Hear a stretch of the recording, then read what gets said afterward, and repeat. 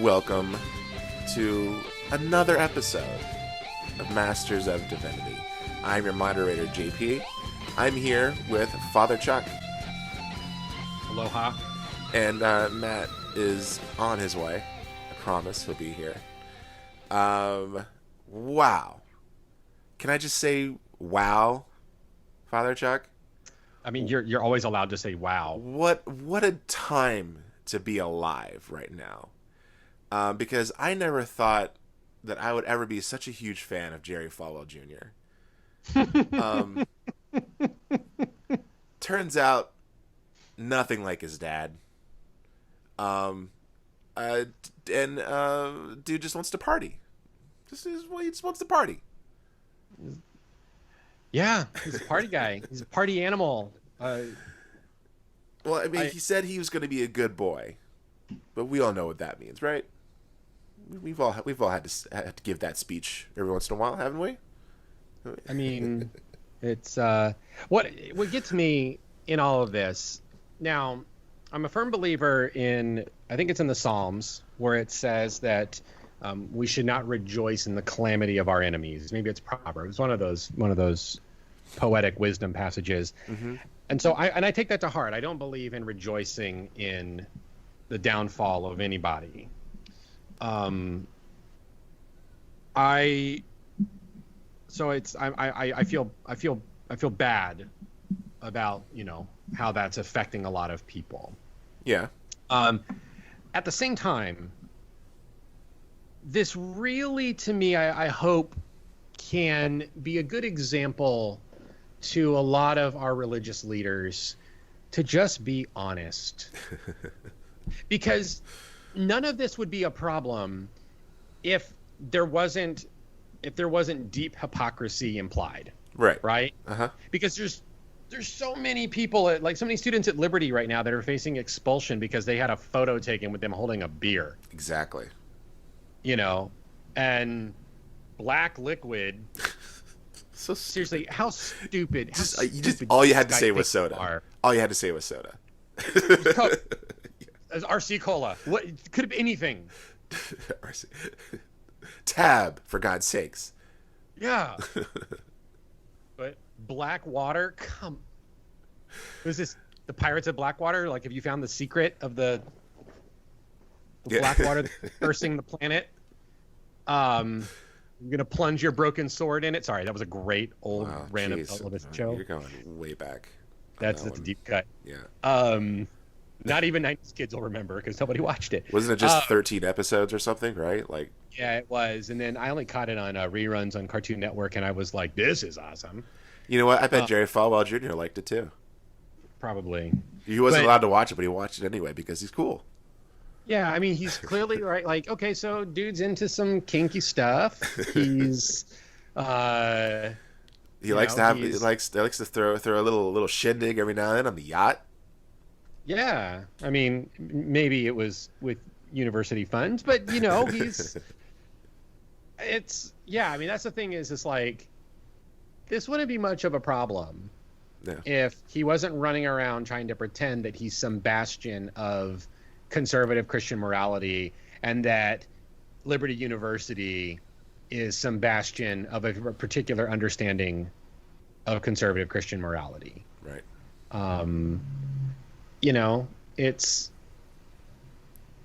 It's hilarious in a way. Yeah, and I'm not going to be one of those people that's like, oh, good, Liberty deserves better than that.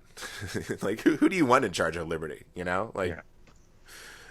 So it's like I can't even be like you said, gleeful in his downfall, because it's like, well, it turns out Liberty is run by a pretty cool guy. I guess I don't know.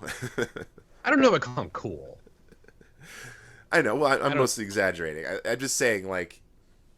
I don't know. I suddenly found myself like kind of understanding him a little bit more. Yeah. Well, okay, because it's actually a really good thing for us to talk about, because we both, when going through our own sort of post-evangelical, like we were in an evangelical university that has long time been compared to Liberty University. Right, which is a joke, but yeah. Right. But we grew up we grew up in evangelical households. Yeah. and we sort of rebelled against that by partying. Yeah. A lot of time spent in bars, and I could totally see myself taking a picture like he did in college. Like, oh, totally. Yeah, absolutely. Totally. And so so I can see that thing. Like we can relate to him because, our parents' generation were shaped by his dad. Yeah.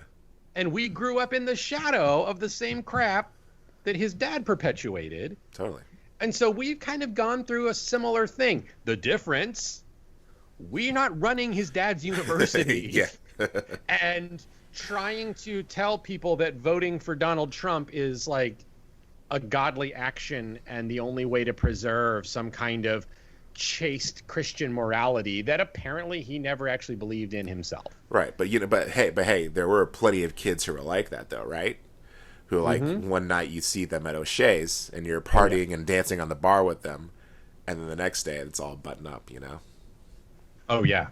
Mm-hmm. You see, and that was the thing, right? Like, that was the thing that got me in trouble with PBA. Yeah. Is I didn't pretend. Right.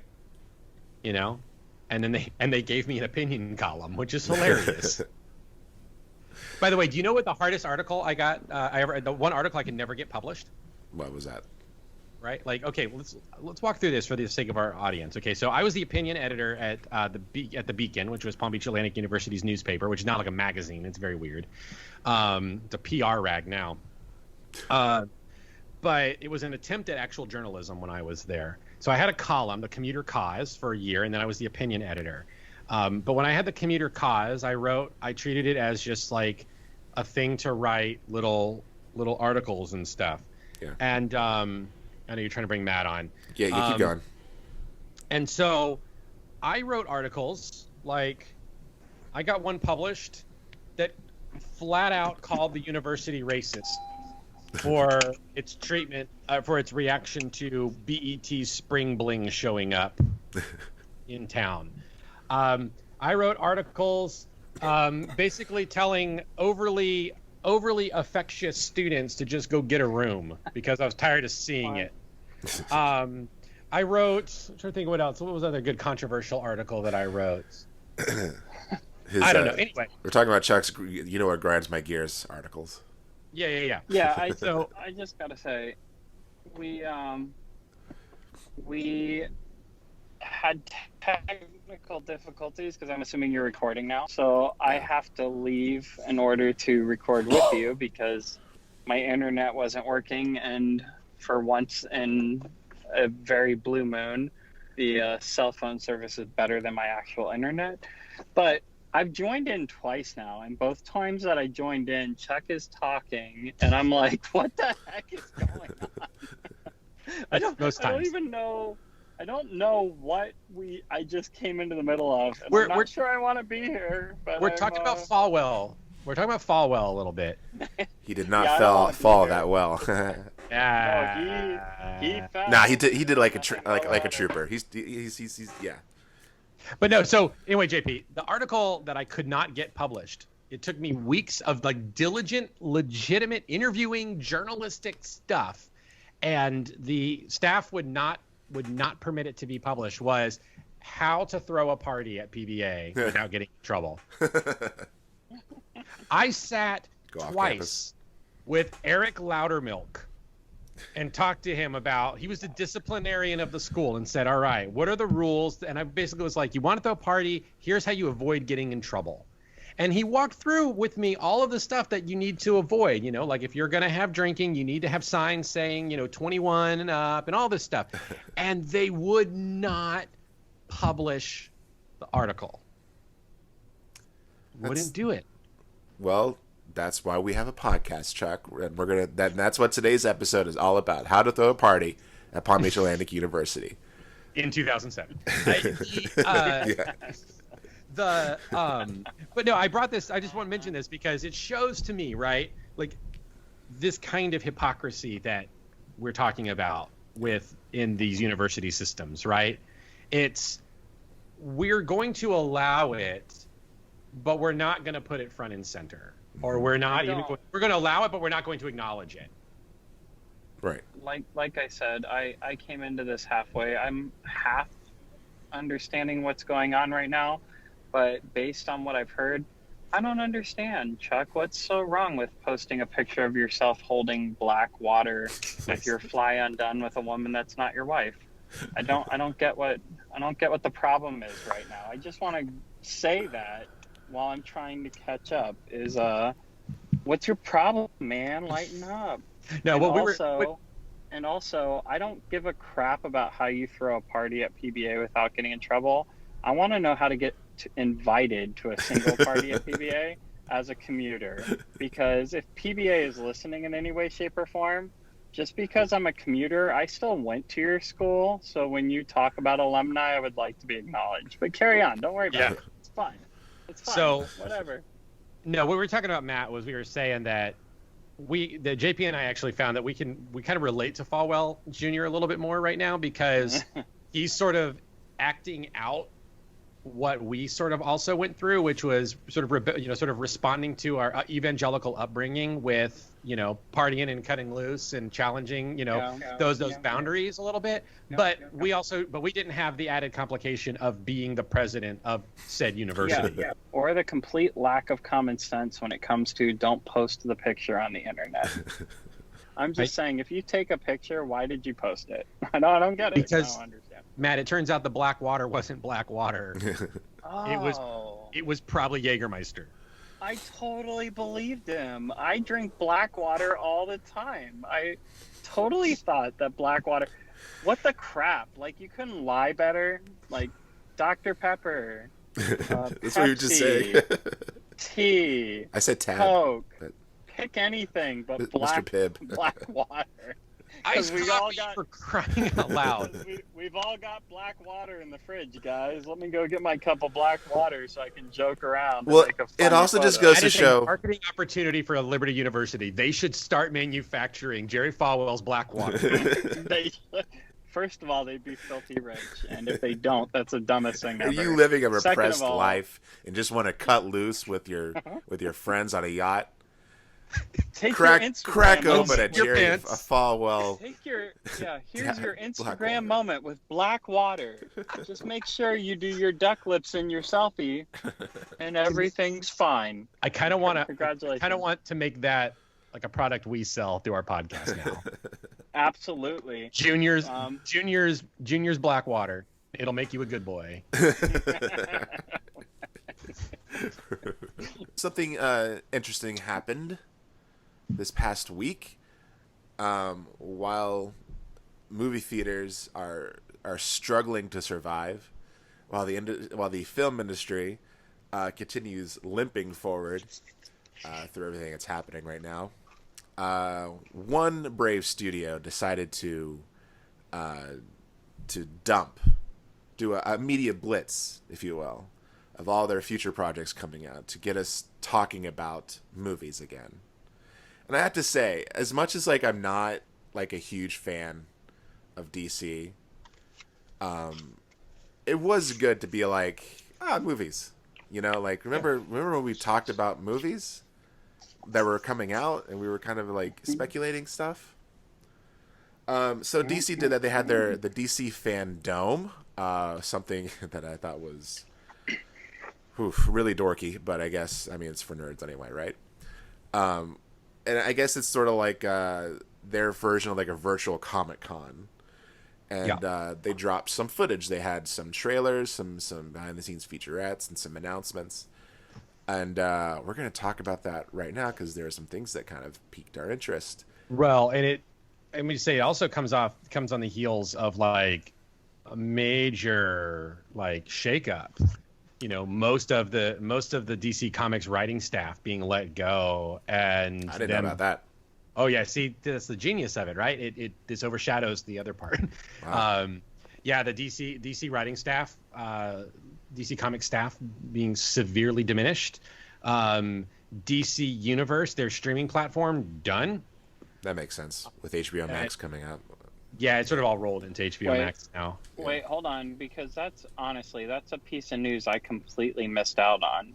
I think if I'm remembering the news correctly, that I think either I don't think Dan Didio still chief creative officer, or did they make Jim Lee that? But one of the big deals out of it was that some senior editorial staff on DC Comics, it's 2 women that were brought in, which that could be very interesting, but it's going to result in a major shakeup because they're going to diminish the number of titles they publish. This is classic Warner Brothers, by the way. Yeah. It's not a very smart thing because they could be learning from the way Marvel handles this, where Marvel doesn't make a whole lot of money from their Matt suddenly looks like a cocoon. I know. That's what I was saying too. I don't know what's wrong with my camera, but I always glow like a cocoon alien. I agree. It's freaking me fine. out. I understand. It's freaking me out. Carry on. Freaking me Nope, out. I'm totally buying. My goal is to only make JP cry before the episode's over. Yeah, Marvel does not make money on Disney does not make money on Marvel Comics, but they have come to realize that the comics are a great place to sort of test out storylines and characters and kind of get an idea of what's going to resonate before they put it on the screen. And that's been the way they've been approaching this. And it looks like that's also the way they're going to start doing Star Wars, because they've done this whole High Republic era thing that they've announced that they're going to start launching. And the rumor now is that that's what the next Star Wars movies are going to be. They're going to be set in that time frame. So it's clearly they're using the books and the comics as a test ground for what they want to do, which Warner Brothers could very easily do with the comics. But I guess they're also trying to do something very different in the cinematic universe. And I know that's more what JP wants to talk about, is that, we're looking at a different era where they're not necessarily trying to replicate Marvel's model, and instead just having fun with making movies and letting people make the movies they want to make without necessarily feeling a whole lot of pressure to interconnect all of them. Right. Yeah, and I think that's interesting, and I think it's what's funny is that they will still end up kind of sort of replicating how comic books work, especially in DC with the convoluted, dimensional crossovers and stuff. Because now, like, the Flash movie is going to have like 3 different Batmans in it, right? One of which is Michael Keaton. Yeah. Yes. Awesome. Cool. All right, so let's get into it. So the first featurette I remember was the Suicide Squad. Mm-hmm. Suicide Squad 2, directed by James Gunn. It wasn't a trailer, but they finally released footage of it, and it looks super cool. Like, it's like a 70s style kind of... well, it's supposed to be set in the 70s. Right, yeah. So, of course, James Gunn's going to sort of approach it in that sort of nostalgic sort of lens of like a Dirty Dozen type movie. And also, the poster looks very 80s G.I. Joe, which I appreciate. I don't know. I can't really say much about it. It was just a featurette. It's just like a press kit. Yeah, well, it is. I'm really amazed at how nerdy they are allowing him to get with this, because the character roster is deep, and we're gonna see one of the characters is Peacemaker. It's John Cena, right? Which is John Cena. Yeah. And Peacemaker is a Carlton Comics character that was the inspiration of the comedian in Watchmen. Oh, okay. And so that's a deep cut character, and they've got more of those coming out as well. King Shark is going to be in it as an anthropomorphic talking shark. Yeah, that looks awesome. Which is, and honestly, James Gunn's about the only person I trust to make that movie at this point. Yeah, and like what's kind of turning out to be is what I was kind of hoping Suicide Squad was going to turn out to be when I first saw like the cast photos and stuff like years ago, like when they revealed like Killer Croc. I thought, I was like, oh, that looks cool. Yeah. Then it turned out to be not great. Well, and the irony, right, is that Suicide Squad was clearly trying to chase the Guardians of the Galaxy vibe. And at least in post-production. Right. And then they wind up getting James Gunn. Yeah, that's how you do it. That's how you do it. Okay, and then there was, of course, revealing footage from the Snyder Cut. Yes. Rejoice, fanboys. You're the only people in the world who's ever used Twitter to get something done. I never thought about that. Yeah. Racial justice? Nah. No. Climate justice? Nah. Snyder Cut. Oh, yeah. It happened. So pat yourselves on the back. I still think it might not be that good because I feel like I've been down this road many times with, you know, director's cuts and with showing you the version that you were essentially robbed of. And then just walk away and be like, oh, my opinion hasn't really changed that much on the movie. But hey, it could be the first one to be like a completely different film. Well, I mean, I think it is because Joss Whedon like significantly refilmed like 40% of what Snyder had done. Probably. I mean, there's a major. I mean, there's based off of the preview that I saw, there's so much footage that was not in the theatrical version that leads me to believe that there was a. I mean, obviously there was enough for a 4-hour movie. Yeah, I don't know. I don't know who to trust when it comes to that kind of reporting, to be honest. Like, right.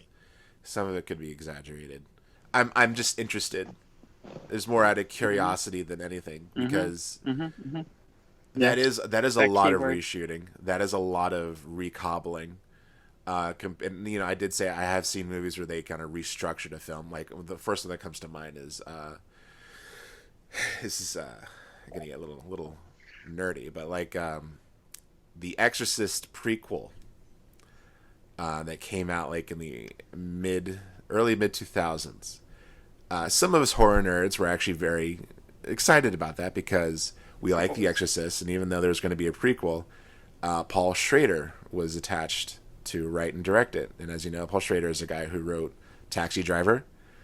He recently wrote and directed one of my favorite films recently, First Reformed.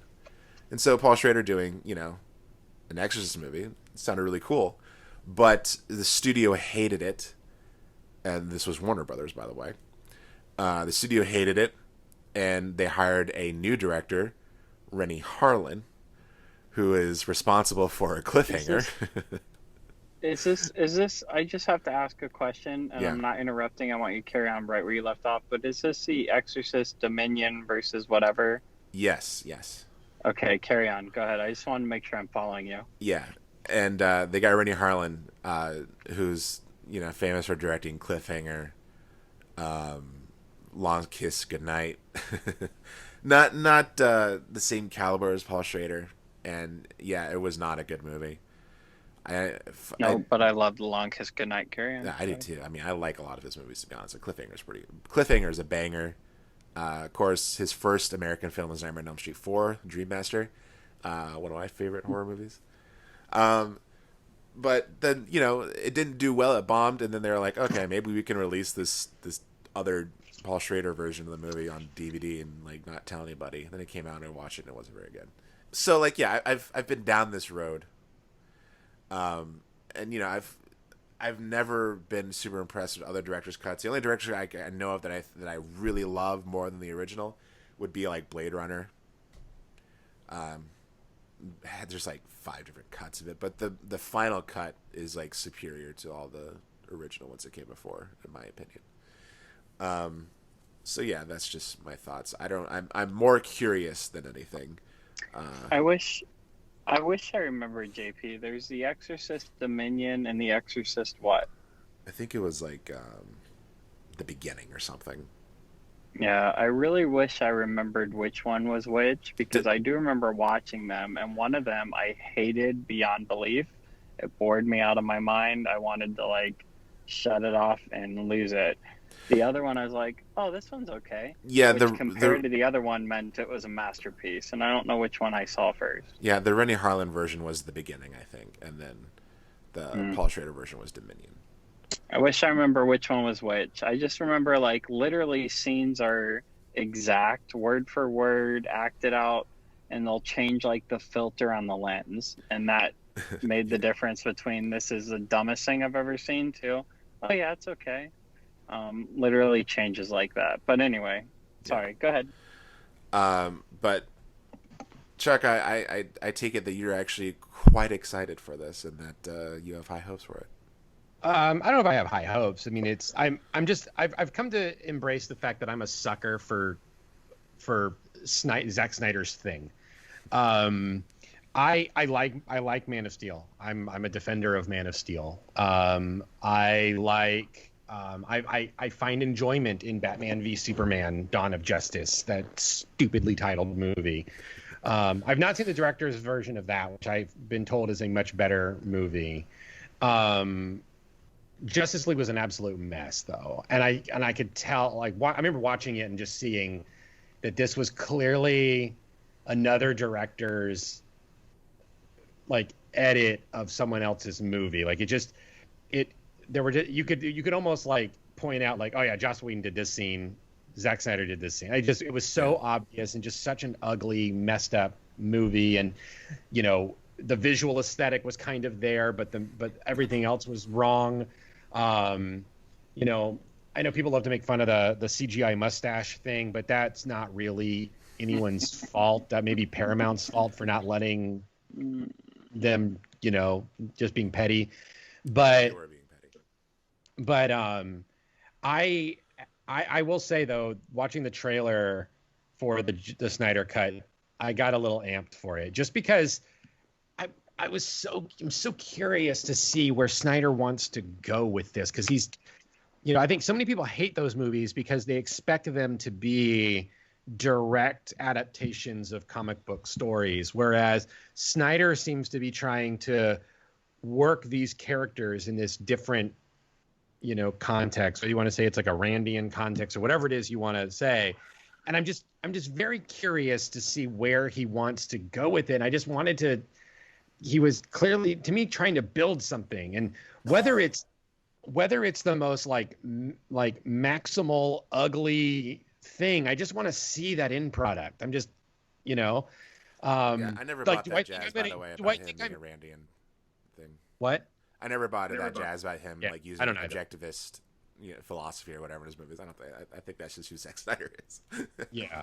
I think that are we gonna get a nuanced take on Darkseid that's gonna rival that of Josh Brolin's Thanos? No.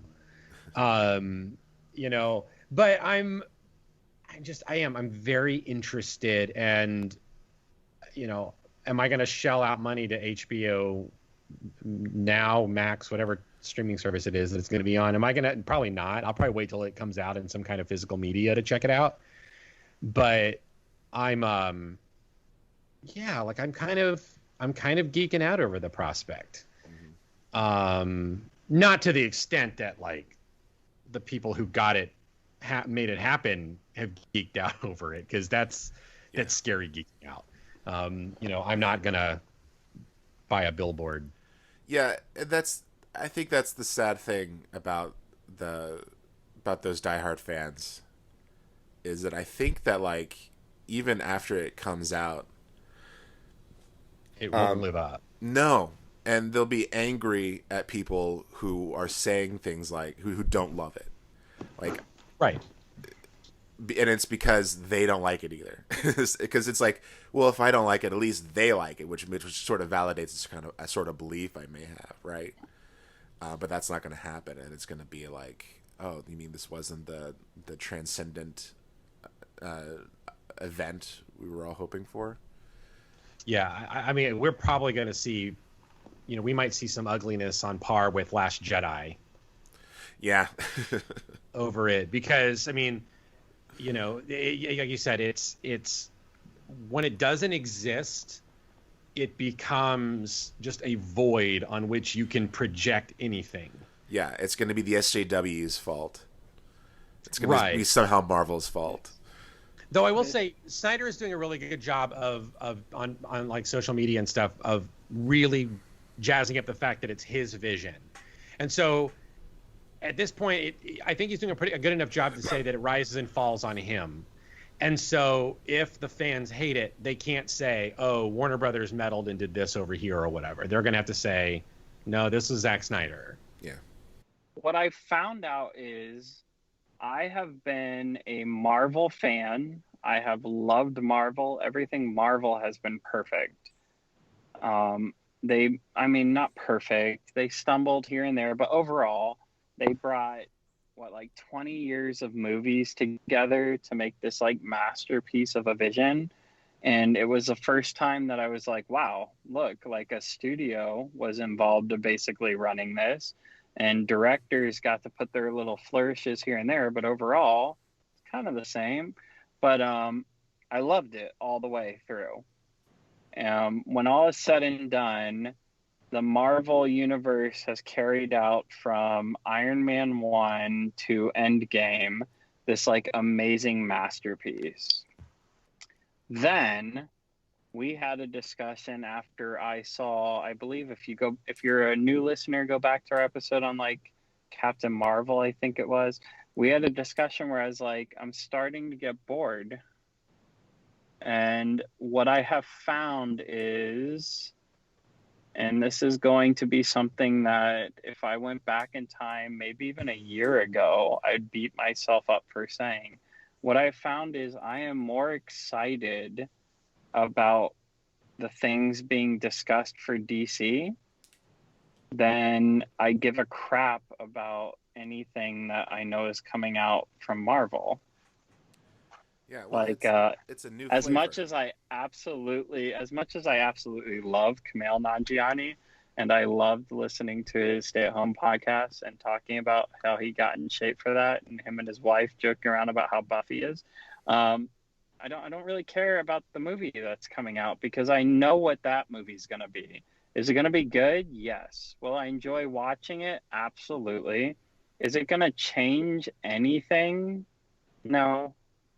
I think what you're talking about with DC, and it's one of the reasons why I've been interested in Snyder's movies, is that there is this sort of swing for the fences approach to them, whereas Marvel has clearly, I mean, brilliantly, but they've clearly followed a formula.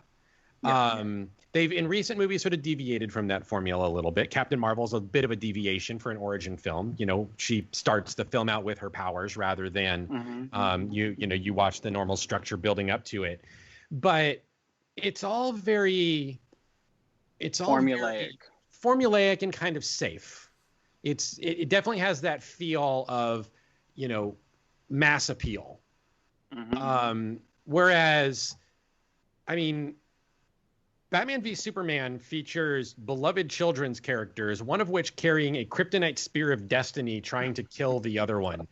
The first words of Batman v Superman is like the advent of the Superman. I mean, clearly Snyder is going bonkers with this stuff and willing to take risks with these characters that Marvel wouldn't, Marvel didn't even try taking those kinds of risks until probably Infinity War. Yeah, and so I'm all for it. Yeah, and Batman v Superman, all I can say, because I have seen the R-rated version, which the only reason it's R is because they put some footage in it that hasn't been rated, and rather than unrated, they got it rated. But anyway, I saw the R-rated version. I don't really remember it, but what I remember is texting, I believe, JP, maybe both of you in the messenger, but saying after, I remember seeing the theatrical cut and hating it. And then I saw the quote-unquote R-rated version, and I actually enjoyed it. I cannot tell you the difference between the two because I didn't watch them back to back. All I know is whatever was different, and I told whoever I was talking to, I said, literally, there's one scene I can think of that was like 15 seconds longer, and that alone changed that scene to me. So I don't know what it is, but that version was definitely superior to what was released in theaters. And maybe it's only the 15 seconds that I noticed. I think that with what happened is that Warner Brothers has probably kind of figured out that they should just let Zack Snyder be Zack Snyder, because I don't care what Zack Snyder says about how his vision was always to do it the way he did it. He got studio notes, and they told him that they wanted Batman in the next Superman movie, and they also wanted it to be a movie that's going to address the criticism of all the destruction at the end of the first Superman movie.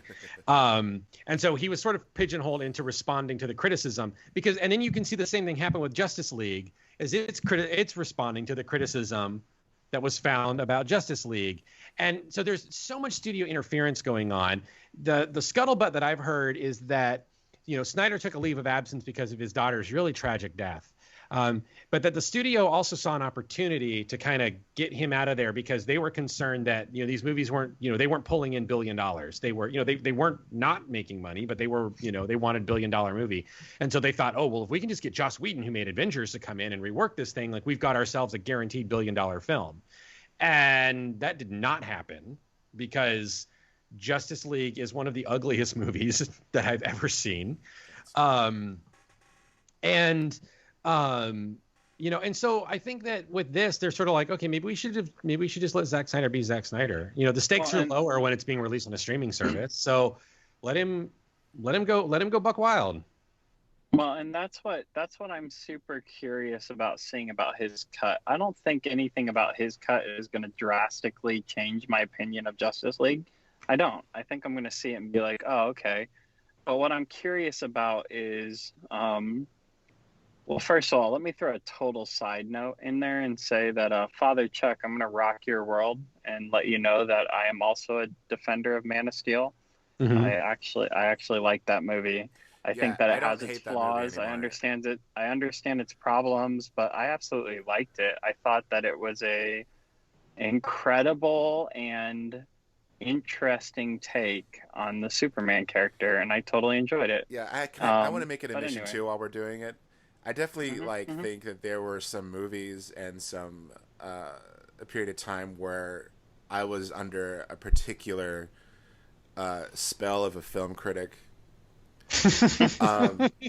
Because I look back at it now, you never I'm like, things like this, JP. Never. he who shall not be named, but because I look back at some of the things that I was like kind of clutching my pearls over. I look back at it now, I'm like, that's lame. Now I'm just like, no, more destruction. Like, can we level 2 cities next time? Like, last time I was like, so many buildings falling. Now I'm like, no, make more buildings fall. That's awesome. So I like Man of Steel. It's good. It's good now. Yeah, because I want to point out something I noticed the first viewing, and still to this day believe, is a lot of people complain about the whole like, oh my goodness, he's fighting and he destroyed half the city and didn't even think about all the lives, and then he snapped a man's neck at the end. What kind of Superman is that? When I saw it the first time, did I like it? No.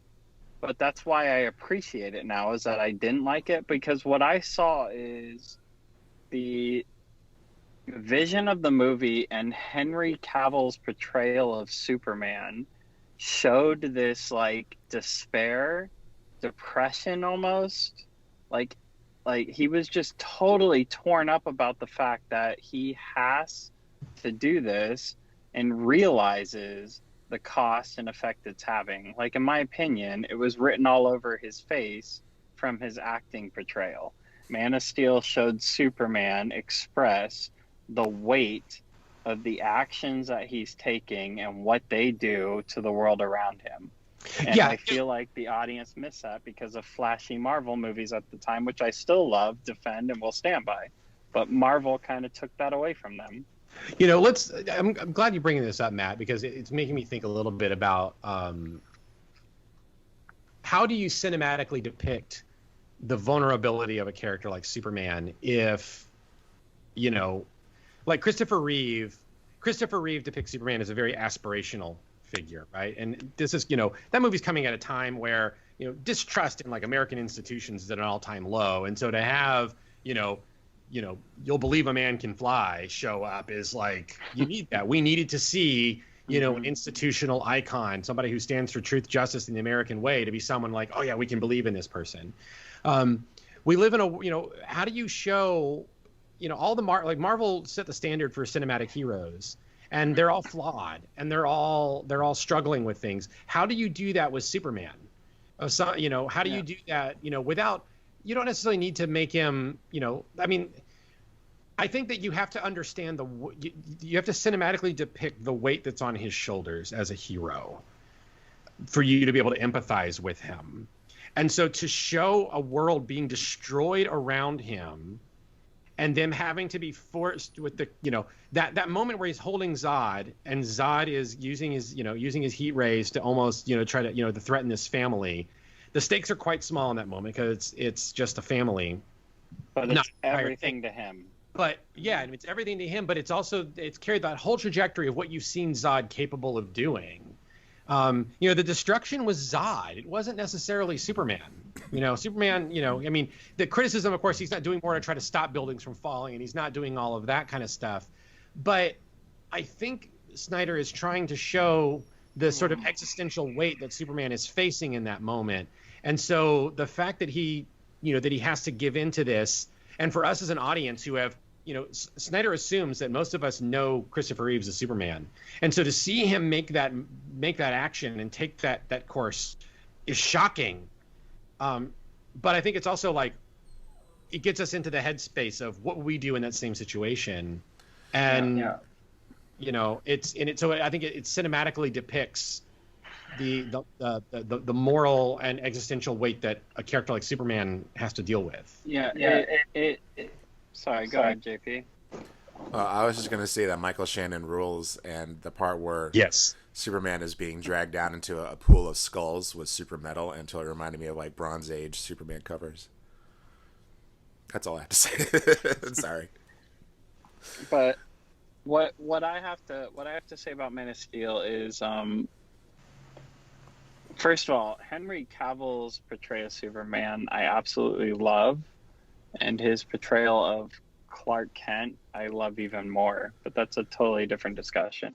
But to show a character that people argue is like, well, if this character is invincible, and I hate this argument about Superman. I hate it. It drives me insane. Is the argument of, if he's invincible, how can I relate to him? How do I relate to a character that's invincible? He's not going to die. Nothing can hurt him. And Man of Steel answered that question, but people didn't like the answer, and that's what they got angry about. Because the truth is, if you are invincible, the world around you is not. So if you are invincible, how, when you want to devote your life to saving people and protecting people, how do you handle when you have to go at home at night knowing I saved the world, I protected the world again, but I was unable to stop people from getting hurt. I was unable to stop people from getting killed. When he did the neck moment, I had to inflict pain and ultimately take a life in order to save this world. So I'm invincible, but what does that mean? And I think another character that I would argue exemplifies that in an incredible, amazing way, even though it's a super profound and even sometimes funny portrayal because it's satirical, but a character that nails that dead on is Dr. Manhattan from The Watchmen. Yeah. If you are ultimately invincible, unable to be killed, you can't even be hurt, you're invulnerable, bullets don't hurt you, nothing can touch you, you can save anybody and you're fine, but you realize I can't save everybody, where does that leave you? Yeah, if I realize Go ahead. I was to say that very notion is what turns Dr. Manhattan into like a nihilist. Exactly. It's the idea. It's the vampire movies that we all know it at this point. We all know. We grew up hearing about vampires. They live forever. They're Dracula. They want to suck your blood. And then the more modern day, it's like they live forever and they're cursed with living forever because they have to watch everybody else die. But it really is that understanding of like, if you are invincible, invulnerable, all-powerful, nothing can hurt you, but everybody else around you is still fragile, broken, can be killed at any moment. You can't save everybody, so where does that leave you when you watch everything that happens around you? But what I realized that Man of Steel shows about Superman Spider-Man. is about Superman is that the one place that Superman is not invulnerable is emotionally. Yeah. He can be hurt emotionally. Right. Which in the dumbest thing on the face of the earth, because we all know it's bullcrap, but that's why he puts on a pair of glasses and pretends to be somebody else. Mm-hmm. It's not because somebody can hurt me. It's because he realizes somebody can hurt everybody I care about. So they can't know who I am, because if they know who I am, they're going to hurt all the people around me that I love. So as dumb as it is at putting on a pair of glasses, and thank you for Badman's discussing to us how putting on glasses doesn't confuse anybody. I love that. Anyway, College Humor, look it up. You'll figure it out. College Humor, Badman, Pete Holmes. But it's also a really funny bit in Mystery Men. But Superman pretends to be Clark Kent, not because he's worried about people knowing who he is, because he might get hurt or killed, or somebody might try to show up and hurt him. But Superman does that because he cares about the people he loves and knows that he can't always protect them. So the only thing he can do is hide in the shadow and hope that nobody realizes that he's the person connected to them. I kind of realized that this conversation is almost like a full circle from like our first episode. Yeah. It is, because the Batman v Super second episode. We've gone through a lot since 2016. God, I watched Captain Marvel the other night with Kana because she hadn't seen it, and she was she's been kind of lately in the mood for watching Avengers movies, and so I was like, let's check out Captain Marvel, I realized that movie came out in 2019. Holy crud, guys! Wait, it feels like that movie's like 5 years old. Hold on. No, you need to look right now and forgive the listener. The video people appreciate more, but you seriously need to tell me the exact release date, because you just blew my mind and freaked me out. But when in 2019? Because that's like in June. I don't believe you. Absolutely don't. Like, I need you to look up and tell me the exact release date, because you're freaking me out right now. It came out March 8th, 2019 in the United States. Okay. Let me take 2 seconds, and I'll let you get back on track to just say... Year and a half. Yeah, let me take 2 seconds so you can get back on track to just make the statement that 2020 sucks beyond belief. I think it's high time to move on to the Batman, is what I think. So the other thing that they talked about in the DC Fandom is the release of the trailer. Well, I guess they brought out Matt Reeves to talk about the Batman and sort of the progress on that. And they released the trailer. And it was awesome. Long trailer. Yeah, long trailer. Good trailer. Oh my gosh. First of all... we're talking about the trailer to the sequel to 7, right? Because that's what I felt like when I saw it, but carry on. I've never felt more marketed to in my life. Because the trailer, if you were listening to the albums during Music Mayhem this year, when I chose Nirvana, never mind, they played Something in the Way from Nirvana during the Batman trailer, and they even epic trailer fight it. Not something I'd ever thought I would ever see. Yeah, I mean, Nirvana I could probably see it, but a song like Something in the Way, which is for Nevermind, is a deep cut. A song that kind of makes me cry usually when I listen to it because it's so depressing. But also there's that, and then there's the fact that once it was released, The Crow started trending on Twitter. Because everyone was sort of comparing it to The Crow. Yeah. So like I said, I don't think I've ever felt more marketed to in my life. Well, didn't you say something too that like Matt Reeves said that like Chinatown was an inspiration? Oh yeah. Matt Reeves was talking about Chinatown was a big inspiration. Can we just stop? Can we just stop and say that the trailer was basically a 3-second black screen with white text that said, "JP, this movie's for you," and move on. Let's move on. Carry right on. at the exact moment. Yeah. Turns out Matt Reeves has been listening to our podcast all these years, and he's like, okay, this guy, Taking notes. I know he'll see this movie. Well, it's interesting. I mean, This that's guy I hasn't mean, figured when out. usually when filmmakers mention Chinatown, they don't quite go into why it Get it? inspired the movie they made. I mean, I think that they get it, but I think it's always PR reasons that it's brought up. Matt Reeves described like what Chinatown was about and understood like the corruption side of it, and the way he described like how this story is going to be about like the history of Gotham. I'm like, okay, yeah, I could see how Chinatown could be like that. So that made me super excited for it. Well, and they drop a great hint early on in the trailer that there could be something to do with the Court of Owls. What was that? See, I'm not super familiar with Court of Owls. I know you told me all about it once. Court of Owls is one of the every now and then a comic book writer comes along and contributes something to the canon of a character that is just, it leaves such a mark that it like it feels like it's something that should have been a part of the character all along.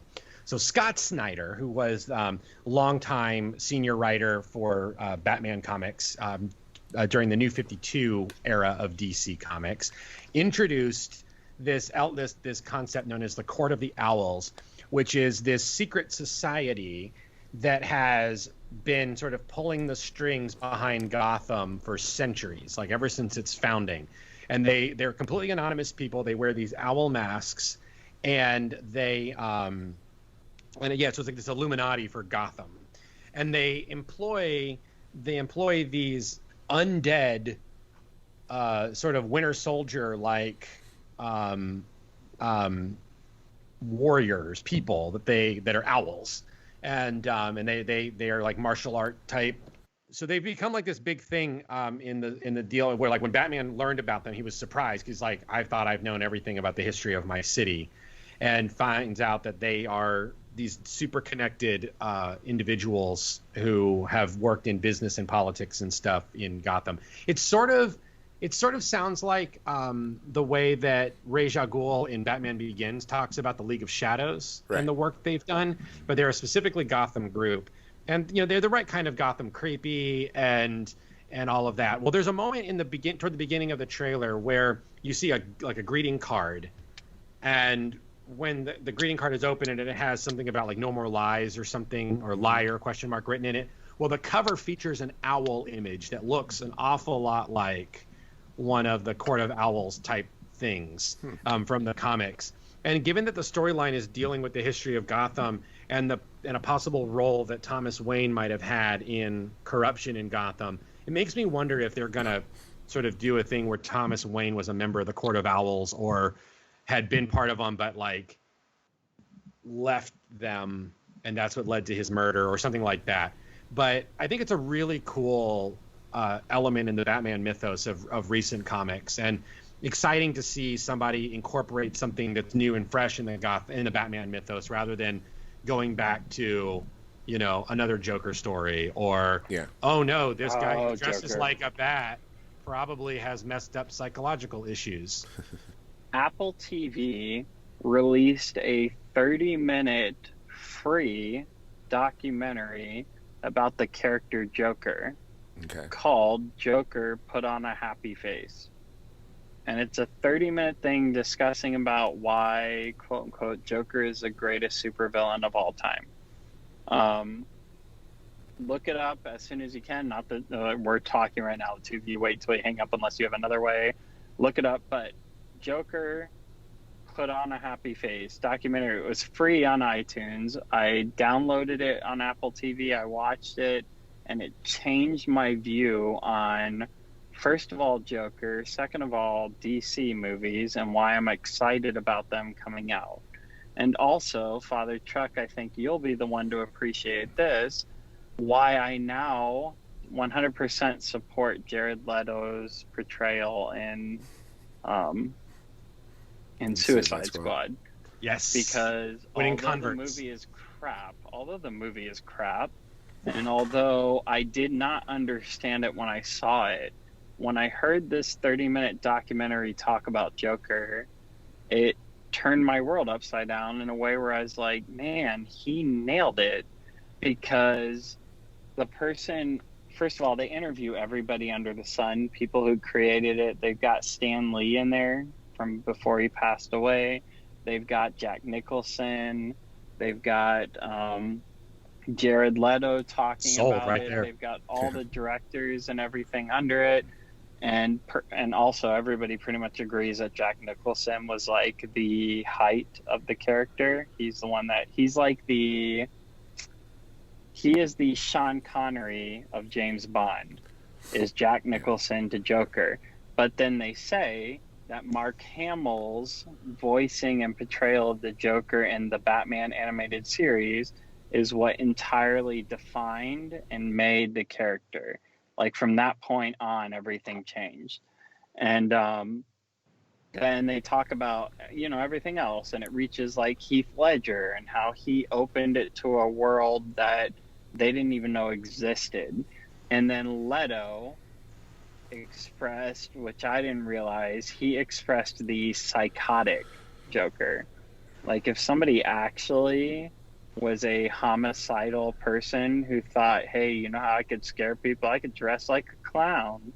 They're going to look like Jared Leto, and they're going to act like Jared Leto in that movie. So I got to say, Father Chuck, for the first time ever, I was won over, and I appreciate your view that, yes, I agree. Jared Leto did something with the character that deserves to be, given a thumbs up. Is it the ultimate version I want to see? No, but he did a good job. I like it. Well, I know one thing I'm really excited about seeing in the new Batman movie is a new portrayal of the Riddler, which is, if we're talking about different portrayals, different characters, and we've seen different portrayals of the Joker countless times, Batman millions of times. Riddler, not many.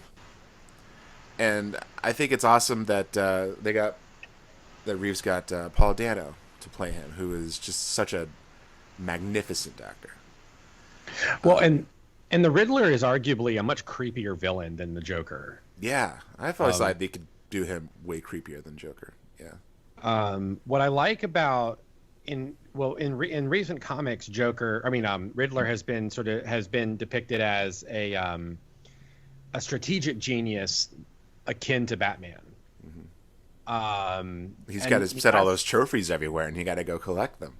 Yeah, he's less of a psycho, which was kind of the depiction of him in the early 2000s, and more of a very just like bombastic personality who wants the satisfaction of knowing he's the smartest person in the room. Right.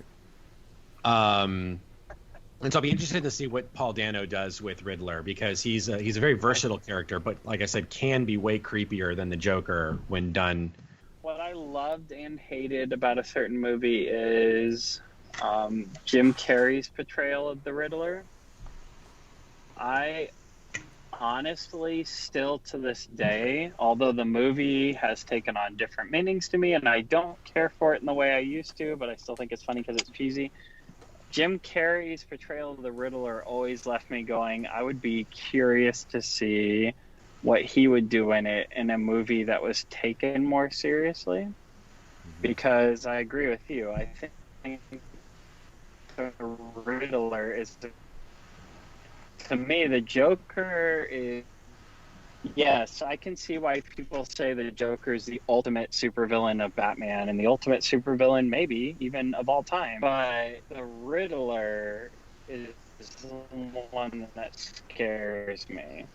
There's something off about him. Like, he lost his mind completely, but the Joker is the Riddler is calculated, determined. He knows exactly how he's going to work this and how he's going to make it come out, which is literally what a riddle is I'm going to twist everything until you come to the conclusion I want it to be in. Yeah, and he has to be smarter than Batman, which is like the... He it's like has impossible. to be smarter than everybody, Yeah. so in order to beat him, you have to, I don't even know what you do, because he has to be the smartest person around, and I thought Jim Carrey actually did... If you go back and watch Batman and Robin, ignore the fact that... I'm sorry, Batman Forever. Ignore the flashy neon colors. Ignore the stupid skin-tight neon green suit that Jim Carrey's in with question marks on it. and just focus on his portrayal. And I was always curious, especially after I saw another failed movie of his, The Number 27.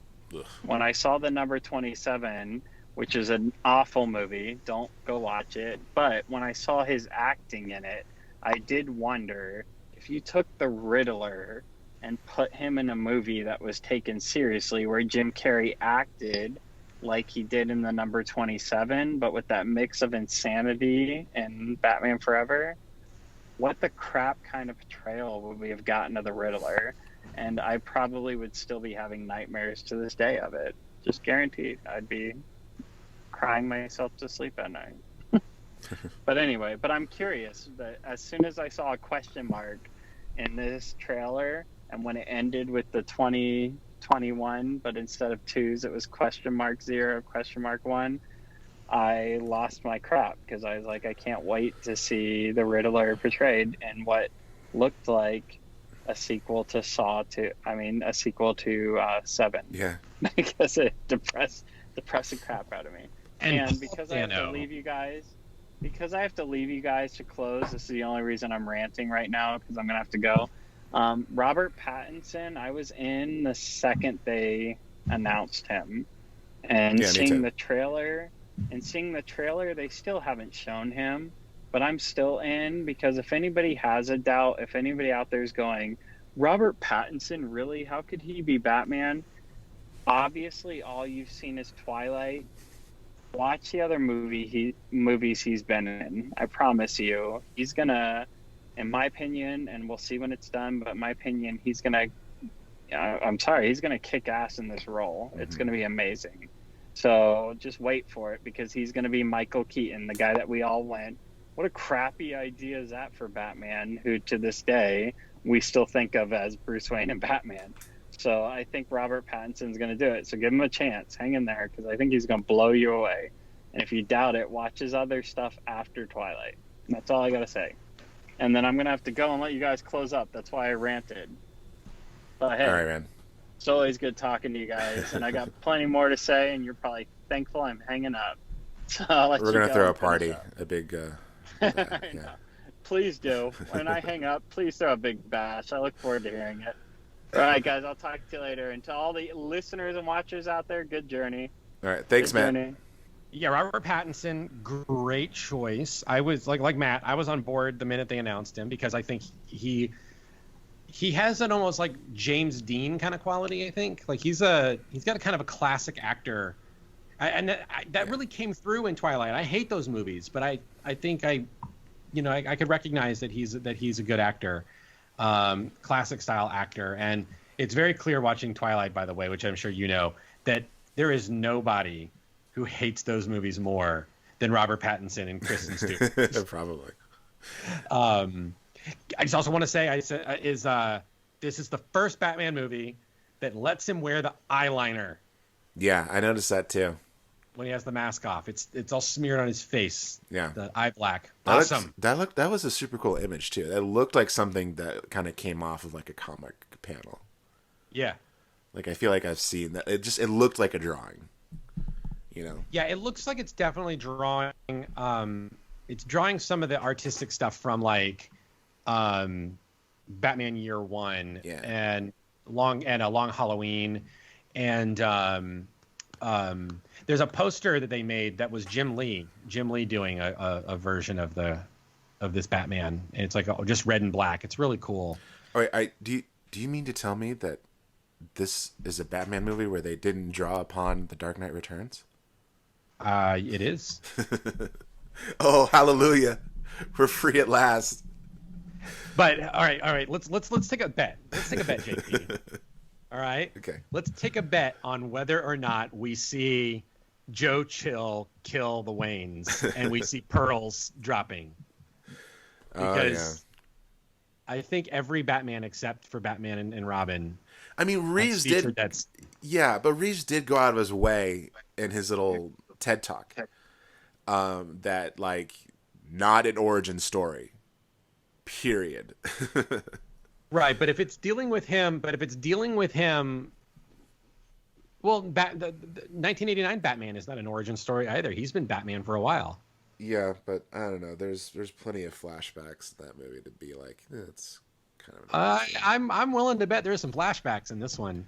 well, it's an origin story in that he's sort of demythologized, right?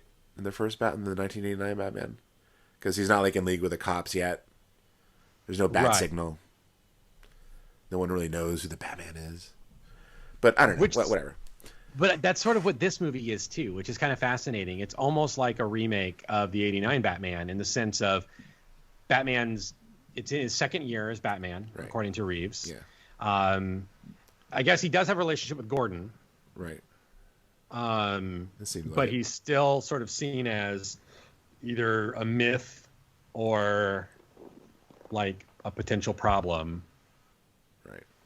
Um, I mean, and in this kid is kind of like, it does seem like it does sort of address how weird it is for a guy in a costume to just kind of like show up at a crime scene.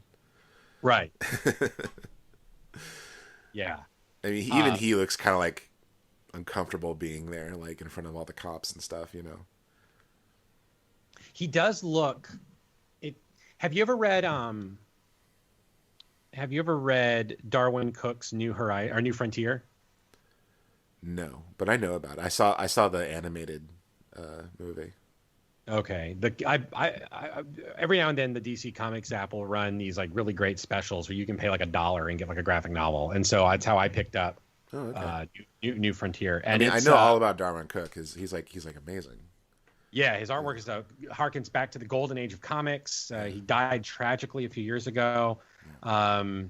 But New Frontier is this really great, for those who don't know, it's this really great comic series that takes the DC characters and their timeline and sort of introduces them as they, like, around the time frames that they actually were introduced, and treats their continuity in a legitimate, like, chronological order. And it culminates with like the 1960s or 70s, I think, with very atomic age type things. But when Batman first shows up, it's very much the 30s.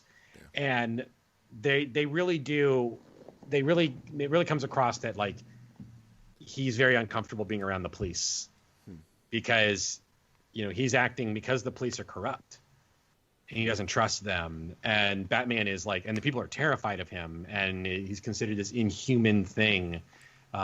People like Superman, but they don't. Batman's like a whole different ball game in it, and he's a much more violent character.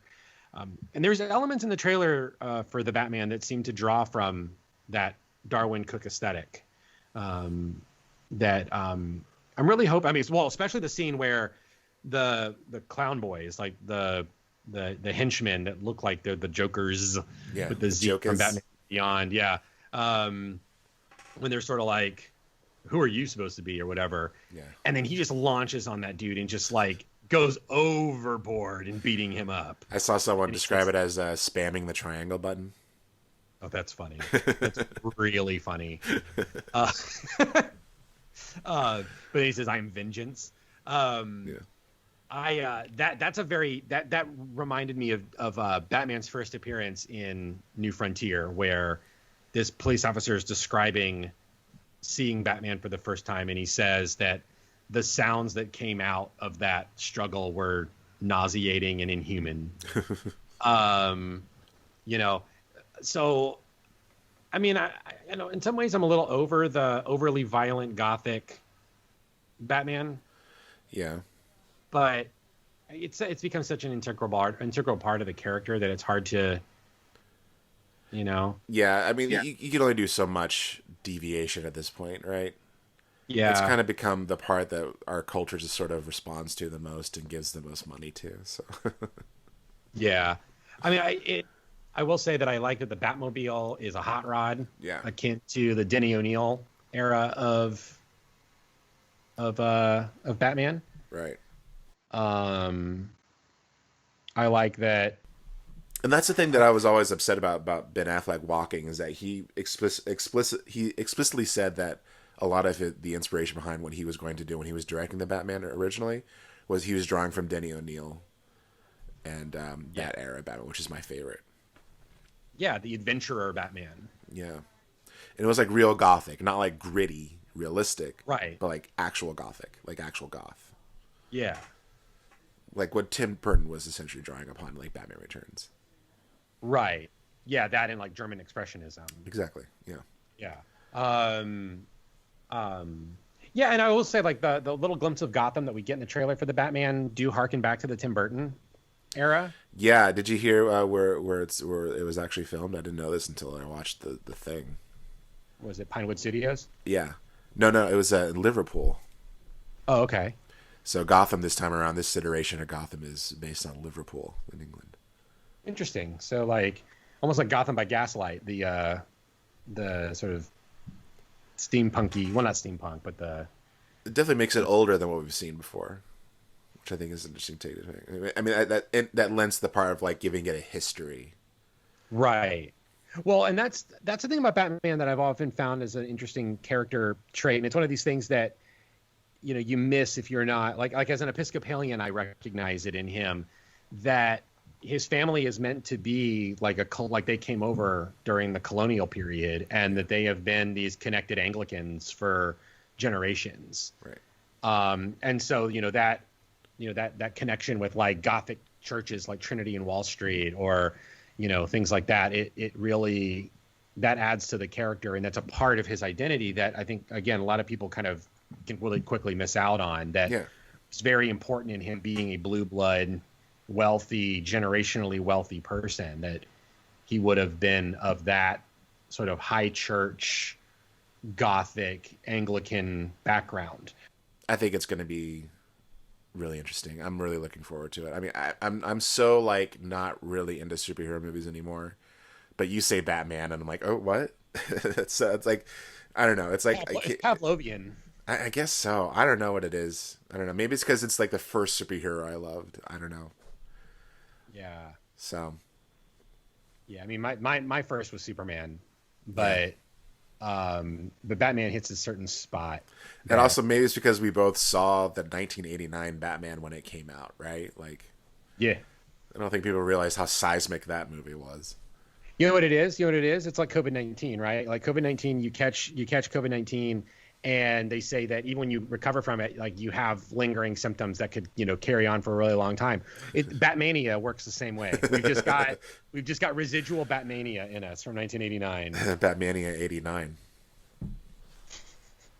That should be the title of the episode. Nice.